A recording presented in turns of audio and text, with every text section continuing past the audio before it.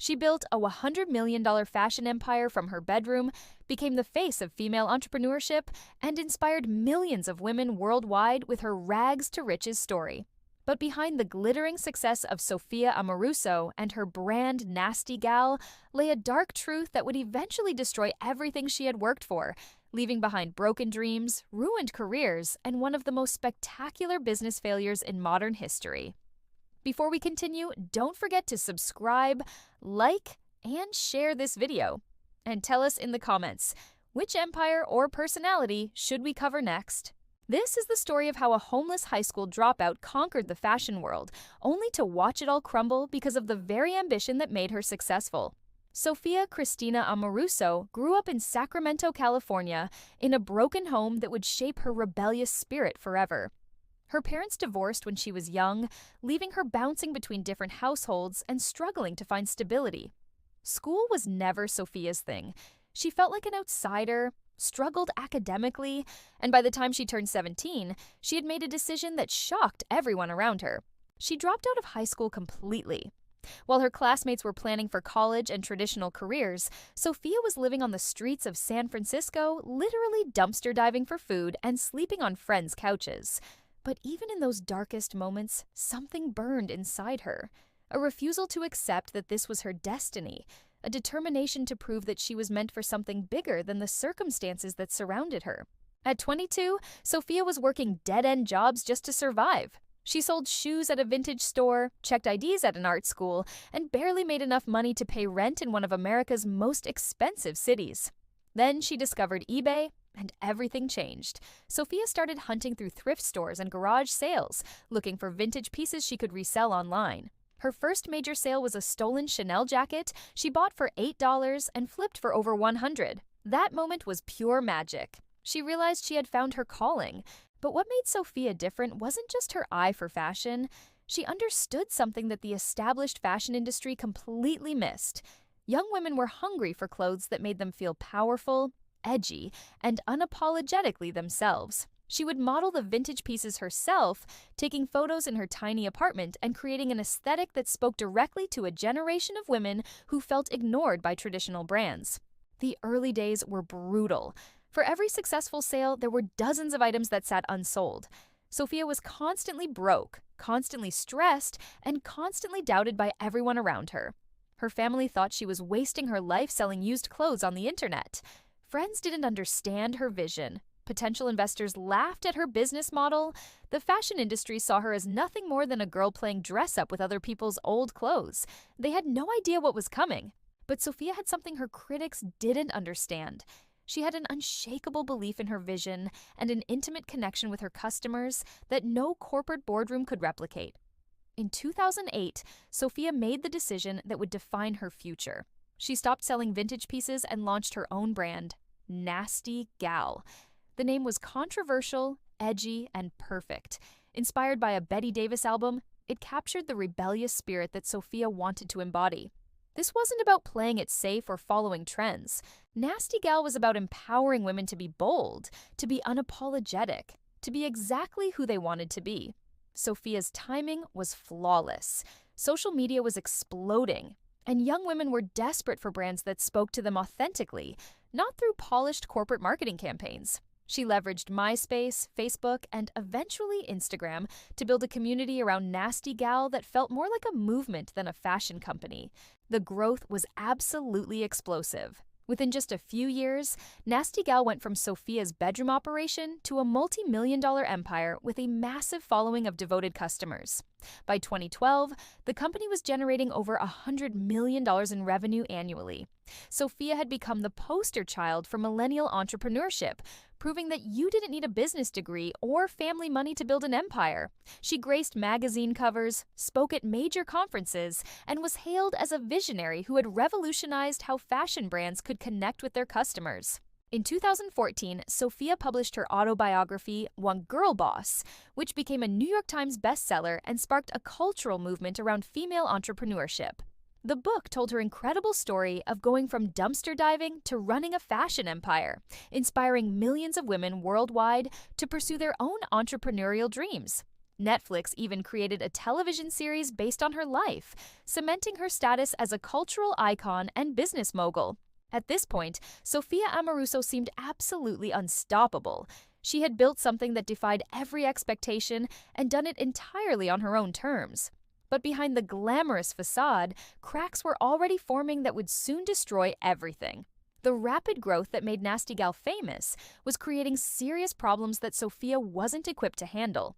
She struggled to transition from creative entrepreneur to corporate executive. The skills that made her successful in the early days weren't the same skills needed to run a large, complex organization. She clashed constantly with investors who wanted more traditional business practices. She struggled to hire experienced executives who could help scale the company properly. Most critically, she began losing touch with the very customers who had made Nasty Gal successful in the first place. The fashion industry is notoriously brutal, with razor-thin margins, constantly changing trends, and intense competition from both established brands and new online retailers. Nasty Gal was facing massive pressure from fast fashion giants like H&M and Zara, who could produce similar styles at lower prices with faster turnaround times. Simultaneously, the company was drowning in operational disasters. Inventory management was a complete mess, with too much of some items and critical shortages of others. Customer service was overwhelmed, leading to endless complaints about delayed shipments, poor quality control, and unresponsive support.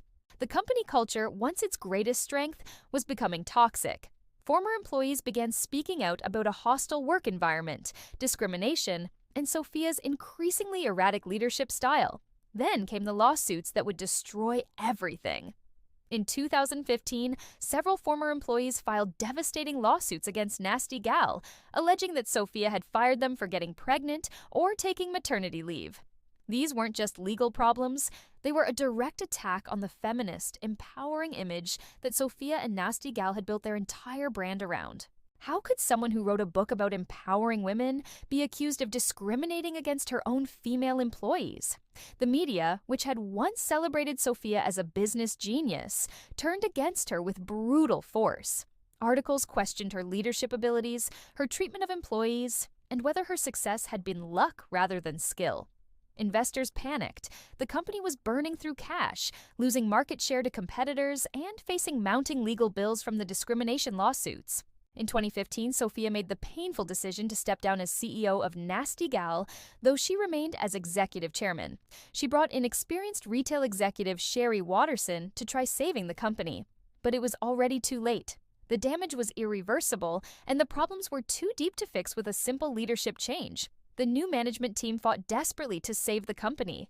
They restructured operations, closed underperforming stores, and tried rebuilding relationships with suppliers and customers.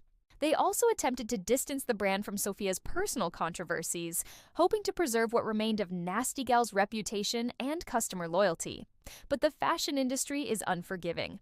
Once a brand loses its momentum, getting it back is nearly impossible. Sales continued plummeting, and the company struggled to find its identity without Sophia's creative vision and personal brand driving the marketing. In November 2016, just 8 years after Sophia started selling vintage clothes on eBay, Nasty Gal filed for bankruptcy.